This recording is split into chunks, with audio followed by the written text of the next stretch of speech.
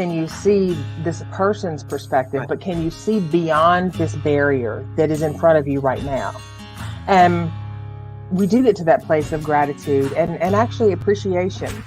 Now, it takes us refusing to stay in a victim mindset in order to do that. Ooh, we're here. Here we are. Today we have a delightful and necessary topic that is probably going to catch a lot of people. They're going to have the vinyl on the records go, and it's going to scratch, and they're going to be like, hang on a minute. So what you talking about, Willis? That's right. However, it's a necessary thing to talk about. So we're going to be talking about death today.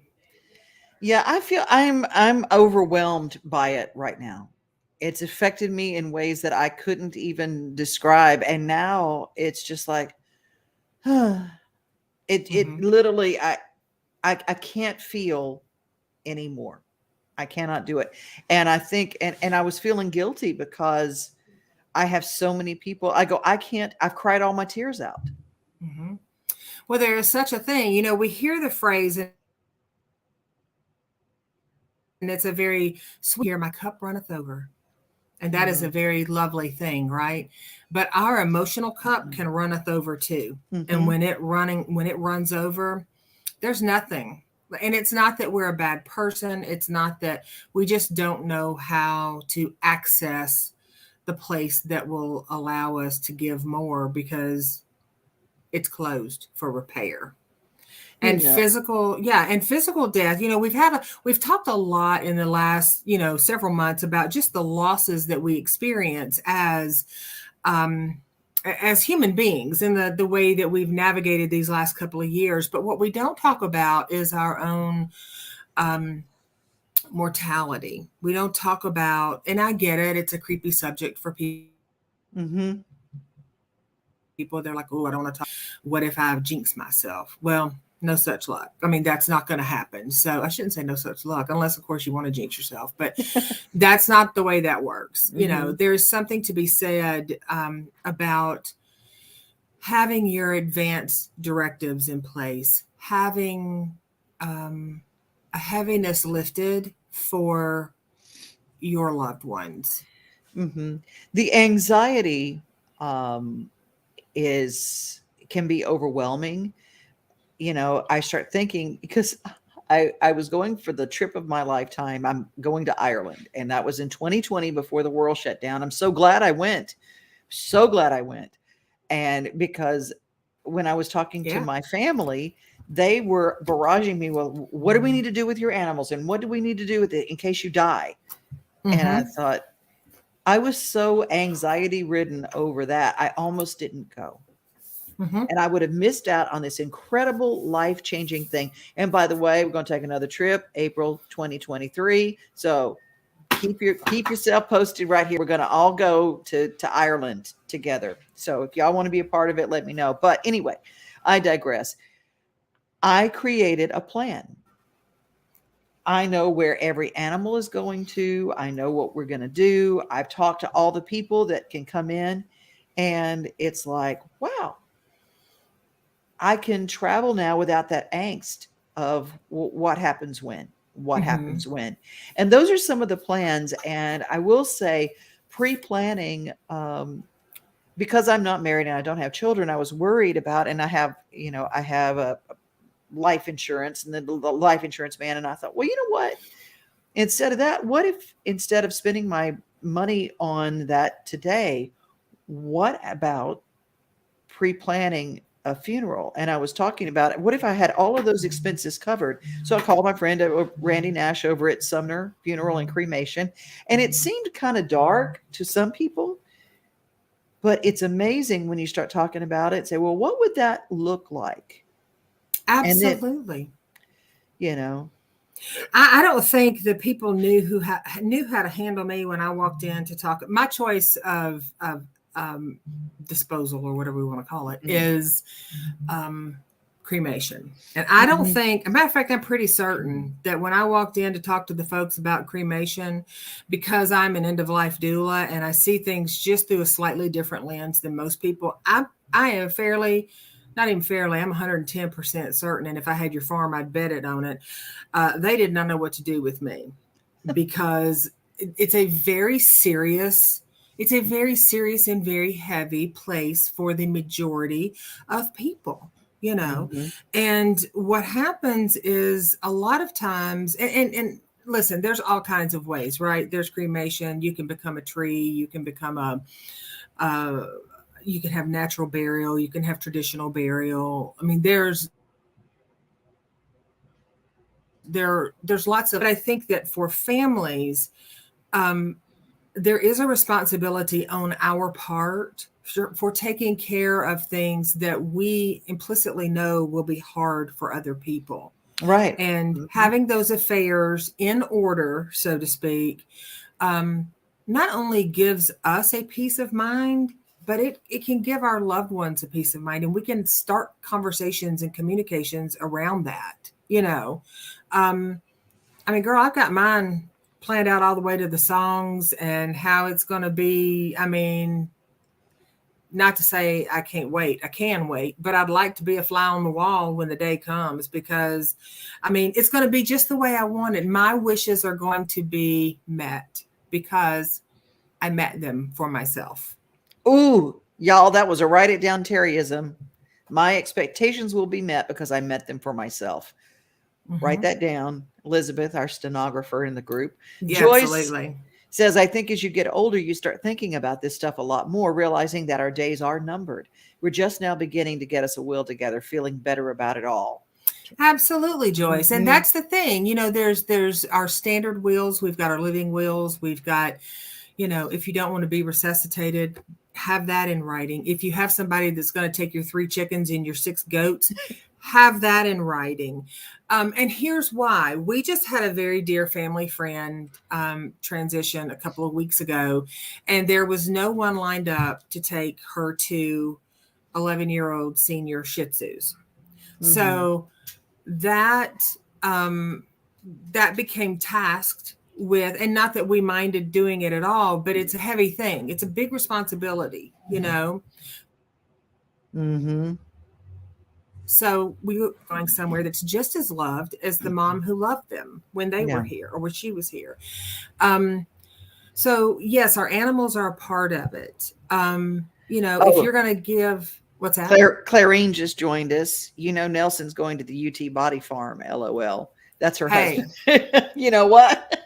Hey, you know what? Both my grandparents went to Vanderbilt. They donated their body to science and they went to Vanderbilt. And I'm not saying that there's one way is better than the other. It's really an individual thing. I want to say happy birthday. It's Clarine's birthday too. I want to say happy birthday.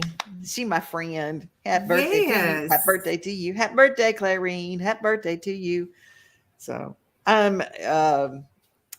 got to have those. We're celebrating birth and death today, and which is ultimately just another birth, right? Yeah, true.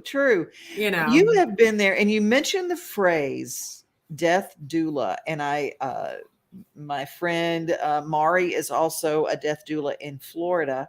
Tell people what that is. An end of life doula is someone who sits with people. Well, first, there's different avenues. I help people with their advanced directives, like getting their affairs in order, finding out what their wishes are, journaling, and some people want to make notes to family members. Some people want to set up flowers for their loved one's birthday for the next 15 years after they're gone. Ultimately, my most treasured part of doing as being an end of life doula is that I sit with people while they are I hold vigil with them and sit with them in the final moment of life here to usher in or to allow them a peaceful segue out of this place into the next, wherever they believe that is for them. You've watched a lot of people transition, and I love that word that you use. You don't usually call it while they die. You say while they transition, because we all know that there's the place beyond. And what is it like when someone peacefully, do you think more people go peacefully? I do believe that, and I only have that to base on what I've witnessed. And I have, if I had to guess, I would say that I have probably in my lifetime sat with upwards of 60, 75 people as they transition.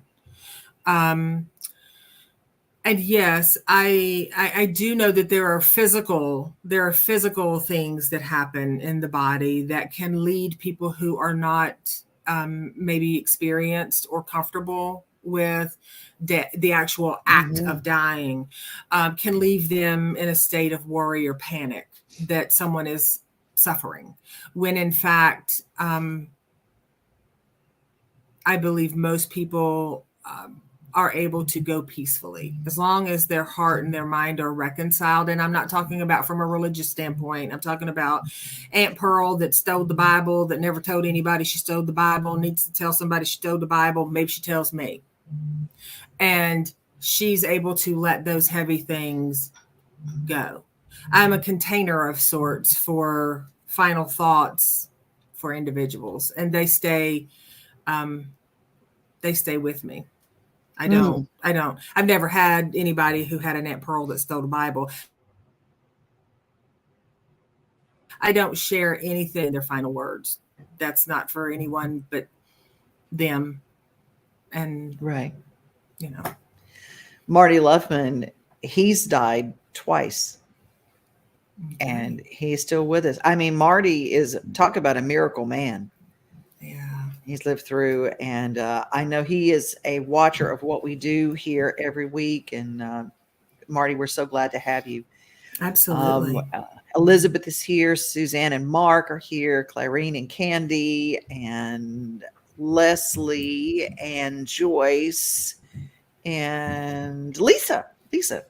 And a lot of you guys join us while we're on the show, and a lot of you join us on the replay. We hope that you will join in the conversation, leave a comment wherever you're watching. And we don't get all the comments. We don't see all the comments till after the show, but we try to respond to them afterward. Death is not something that I sit in fear anymore. I mean, I don't want to invite it today. I see you looking for that piece of wood to knock on. I'm like, you're like, it's not something that I want to invite. I know. I don't sit around, and there are people that are obsessed with the fear, and it keeps them from doing things. It's like, look, Marty, I wish, see, Elizabeth says, I remember being in my early 20s and hearing the EMT say, we're not going to make it. She's going to be a DOA, when referring to me. I don't remember the next 5 days. Wow. Yeah. See, I didn't know that about Elizabeth. I didn't know. Marty describes dying was a beautiful experience. I didn't want to come back. Okay. My father flatlined 4 times on the table. Yesterday was the 13th anniversary of his passing. And it's a blink. It's yesterday for me. Absolutely. But when he flatlined 4 times, the first aneurysm that he had, he describes it with such beauty of where he went, what it was like, and what it was like to return back into that body that was in trauma. And he there was a wistful look about what is to come for the rest of his life. And 16 years after that experience, he ultimately went. And I think that everything was very peaceful when it came time. When we start wrapping around the anxiety of death, I think part of it is the preparation. It's like going on a big trip. I mean, once you get on the trip, you're fine. But getting out the door is hard. You go back to check to see if the iron is on. Well, true. And the other part of that is for loved ones, I tell families often, and it is a bitter pill to swallow, but it is one that if we need to break it down into bite-sized morsels, we need to do that. While we all experience grief, well, I shouldn't say we all, because some people have textured relationships with their loved ones, and when they die, any big sadness, it's just kind of like, well, alrighty, there we have it, and they move on, and there's no judgment to that, because we all have our life experiences with different people. However, what I tell folks on a regular basis is that when you have a loved one that is in the active process of transitioning, as much as you want them to not go, you have to understand that your energy plays a role in that. So when you have a loved one that's active in the last few, in the hour of the 11th hour, so to speak, right. It is not really helpful to beg them to not leave you. And I know that as human beings, we don't want that. We don't want people to leave us. We want them to stay because we love them deeply and dearly. But it is I'm not a fan of the word selfish, but it is in some ways a selfish thing to do, because trying to move past the feeling of having to stay, keeping people from being hurt, into a place that they may feel is much better for them. And holding space. And also, just as a heads up for anyone out there, hearing is the last sense to go. So when you're standing over loved ones in a hospital room or in a bed and you're like, oh my goodness, well, I mean, I don't know. What do you think we should do? Should we call the funeral home now? Sense to go. So say the things that are important to them. And one of the important things that we can share with them is that you will be okay, and it is okay to go. Elizabeth, saying that isn't for the person transitioning, it's for us. Exactly. Joyce says, I think leaving family, friends, my beautiful box of Oreo, the sad things I dread. Yeah, there are a lot of sad things about leaving, and there's a lot of fear in the leaving. I will tell you, there's somebody who often watches this show, and down in Louisiana, Terri Luno, who helped us with my father's celebration of homegoing. And having someone that that you trust in those last arrangements, I'm telling you, having that done ahead of time is so brilliant, and it freeing because it's like there are no worries. That's taken care of. And I know, especially for the women who are or men who are in my situation, where you go, okay, I'm single, I don't have children, so maybe do I want everything to fall on my only sister? Do I want what if there's nobody there for me? All that anxiety of planning can be solved ahead of time. It's like my friend Randy Nash said, you can just call me, Devon, we can just start a file. He said that doesn't cost anything. Just call me and we'll just start literally online. And he says, if it's something you're going to do in Louisiana, whatever, he said, we'll work with whoever you plan. I go, then you just took all the worry out of that. Absolutely. Absolutely. I've even written my own obituary. The only thing that's got to fill in is the day I die. Like, that's it. And it's coming from me, first person, and it's better than me. Who knows me better than me? So it is. And our passings don't, here's the thing. I've got clients that are from all over the world, and death is not viewed the same way with every culture. There are some people who are believers and they firmly believe in a heaven and a hell. There are some people who don't believe in that. There are some people who don't believe in cremation. There are some people who don't believe in embalming. There are some people that believe that you don't necessarily cry, but you celebrate. So in certain cultures, when someone passes away, our culture here is, oh, I'm so sorry for your loss. I'm so very sorry. But in some cultures, they'll say, don't be sorry. We had this amazing human with us for years, and we are so blessed to have them with us. So, that is a celebration. Absolutely. Candy, Terri do item, do your own obituary. I like how we have Terryisms and Terri do's. Well, the other thing is, I don't want my daughter, I don't want to figure out, well, how do we take her life and put it in a paragraph? Mm-hmm. I can do that. Yeah. Joyce says, I feel like you, Terri. I have my songs, my people I want to speak. Like, I love to be a fly in the wall at my service. That's hilarious. I love it. Joyce says, I'm surely not afraid to go on myself. Looking forward to a beautiful eternity meeting back up with all that have gone ahead and seeing Jesus, of course. Yeah, absolutely. I love that. Marty said, let me see if I can get this to work. Marty says, the dead can hear what you say. Well, I ain't gonna argue with Marty because Marty sees. Well, I know you do too. That's a whole other talk show right there, Marty. That's a whole other one, and we'll do that on another one. Yes, we will. But yes, there is something to be said about. Like, for instance, I don't mind sharing when I go, I'm going to be, and I talk about death a little bit different than most people do. So, if I offend, please forgive me, but that's just how I am.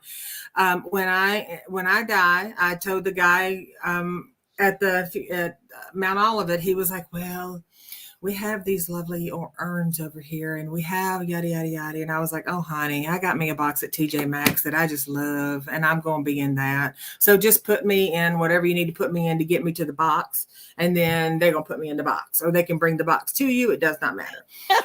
Pictures from TJ Maxx. I sure did. I found a box that I love at TJ Maxx, and so there you go. And the other thing is, I'm going to be a wreath.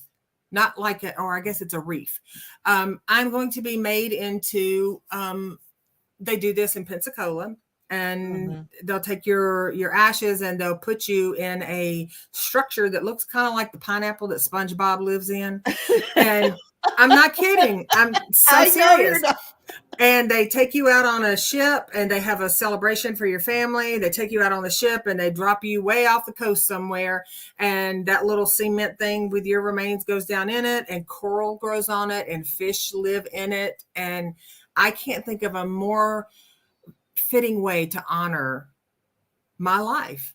And that's what I'm going to do. And it makes me happy to think about it. And I get a lot of eye rolls, and I get people going, not me. You want to be what? And I'm like, you do you, and I'm going to do me. And I'm going to be at the bottom of the ocean with SpongeBob, and I'm going to have coral growing on me. There's a pineapple under the sea. Right? If you're looking for Nemo, he'd be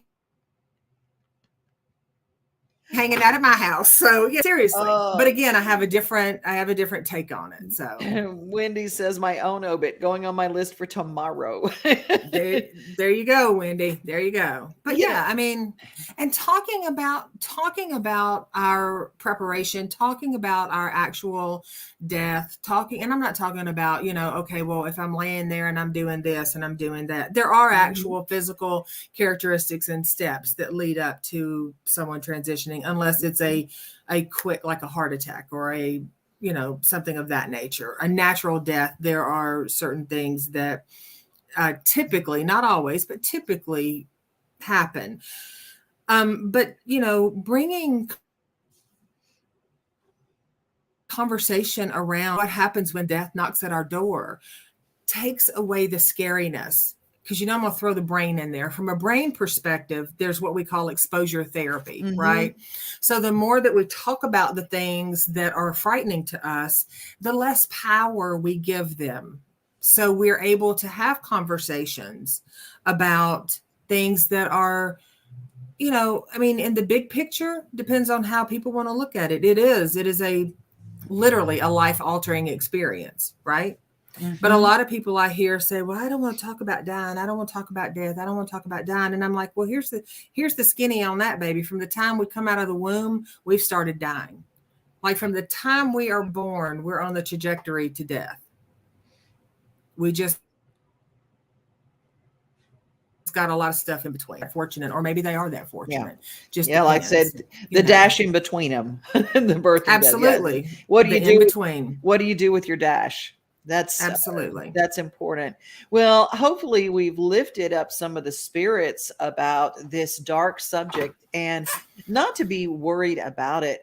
And it ended up being, I think, more of us are talking about our own leaving than other people leaving. Before we get out of here, let's see. Elizabeth says, my brother Tom and I will talk about this stuff, and I want to take the pain of making decisions for me away from him. I don't want to make losing me harder, or vice versa for him.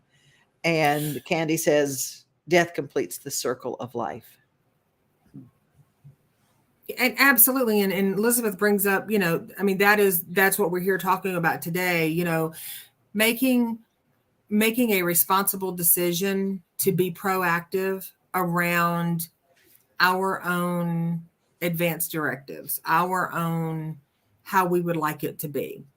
Because if we do it ourselves, or we plan with someone, a trusted friend, partner, mother, father, sister, brother, whatever, see it through. Elizabeth's absolutely correct. You do take away the weight and some of the pain of doing that. You don't take away the loss and the pain of the grief. Grief is a completely different thing than the pain and the, for some people, burden of having to make sure they get it right. And there is nothing more overwhelming than watching a family go around and around and around and around on whether or not they get the bronze casket with the gold trim, or they get the blue casket with the white trim, because they want to make sure they do it perfect, and they want to make sure they do it just right. And the thing we have to remember is that we all bring our own personal stories and life experiences to the table. That's going to be effortless. They're going to go in and they're going to do it. Other families, it's going to be a struggle. And being responsible on our end, even if you get the heebie-jeebies talking about it, just start make a note, put it somewhere where somebody knows where it is. My daughter knows if anything happens to me, the TJ Maxx box and all of the paperwork is in it. I'm not kidding. It's in it, and it's at the top. It's in the top of the closet. Like, that's where it is, and that's where it'll be until it's used. Yeah. Marty says, and Marty and I are alike on this. I have a horse cemetery on my farm. My ashes will be scattered with them. There you go. How beautiful is that? I'm telling you what, that's where I want to be. And all the ashes of all the animals that I've had in my life, I said, just take us all and put us all in together, and all our ashes will be connected, and would just go that way. And I love the horse cemetery thing. If put me where horse hooves are going to be around all the time. Elizabeth says, take me to my beloved mountains, scatter me in my mountains. If for people who don't like to talk about transitions, we talk a lot about transitions. And even the people who say, I don't want to talk about I always tell people the song for my funeral is Oh Happy Day. I love Oh Happy Day. Yes. And I want that. And that's my joy that I want. It's my favorite song.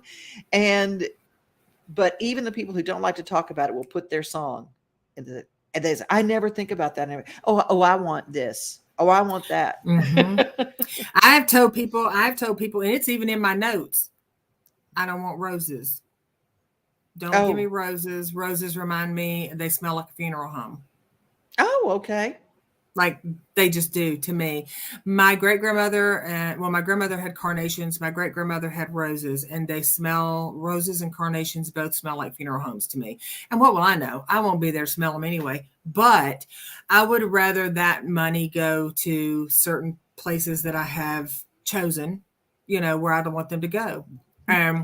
There's a list of like 5 places. So Jamie, and don't be stingy. Like, don't be stingy. Don't be one of them people that's like, well, I just say my money. I won't give a donation because I'd give roses, but I don't want to give a donation. Don't be that person, people. If somebody says they want something to go, like if you had a horse rescue that you wanted, or Marty had a horse rescue that y'all wanted money donated to, I can't tell you how many times I come into contact with people and they're like, well, I wanted to send flowers, but I don't want to give money to something else. Don't be that person. Do it in memory of that human being because it was important to them. Janie says, I want to be in a tree urn. Put me in my yard. There See? you go. We all have our dreams of our final passages, but when we wrap around our own ways that we want to go, it makes it easier when someone we love is transitioning because we know that they are doing their homegoing their way too. And just having the plans helps lift our spirits, help lift the burden. And that's our show for today. How about that?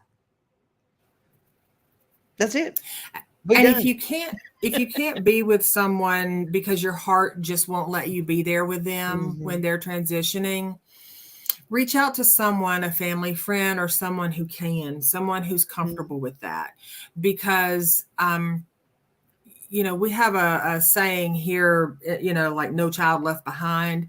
I have sat with veterans when they transition, and I've sat with a lot of people, but I think, to me, one, I feel like I know it is a beautiful experience to witness someone being able to go surrounded by love. And secondly, to let go, I should say, surrounded by love. And secondly, I don't think anyone should ever be put in a position to die, transition, pass away on alone. If there are people around that can be with them, then, do what you can. And if you can't, reach out to find someone who can, because that is we come into this world with balloons and confetti and fanfare and social media posts, and everybody's talking about a birth, right?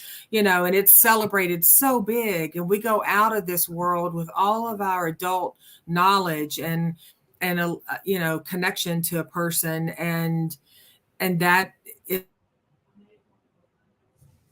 is turned into a very painful thing, but it's also a life. And so someone's passing, someone's transition is completely and solely about them.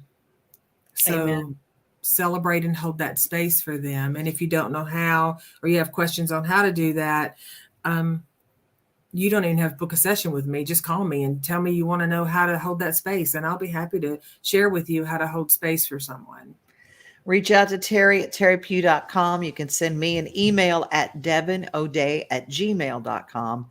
And they are, Elizabeth, we got to share this one. I have a dear friend who's very open and talks about being in the Dead Mamas Club. She lives her life out loud and fully. I love her for that. I know that friend. Candy says, when Dad was dying, Mom called all their family and friends and said, come now, not when he's gone. Yeah, those are always those things. But we have to also wrap around the thought that some people cannot be in that space. And so that's what someone like a death doula that Terri does to help people in those times. All good. This has been, I was watching the number of people who kept clicking in and watching, and part of it, this has been one of our most viewed shows that we've ever had. For something people don't like to talk about, we talk about it. And there are things that are beautiful. And, for me, one of my sweet little things that I know is that I've had a mockingbird that has been following me the last 3 days. I don't know. It's not the same mockingbird. Of course it's not. Or maybe it is. I don't know. But there's a mockingbird that's made his presence known to me. My dad passed 13 years ago yesterday. His bird was the mockingbird. That was the one for me. And I always go, wow, So, I'm going to say that segues us in launch date, because Marty knows, and and I know, and when there are signs, there are our loved ones don't ever leave us, So maybe that's next week. Maybe. All right. Joyce said, just gave me chills, Devon. Well, I'm going to tell you, it gave me chills too, because literally one fluttered outside my truck as I closed the door and it stayed there fluttering. And then it hopped up on the hood before I started it and like looked at me, and I'm going, and Janie says, some things need to be talked about. Birds are signs. Yes. Amen. You guys have a great rest of your week, and we'll see you next Wednesday, midday, like we always do. Terri, you want to take us home? That's right. As always, we appreciate you so much, and thank you for sharing with us. And until we see you next Wednesday with whatever topic presents itself, increase the peace. See ya.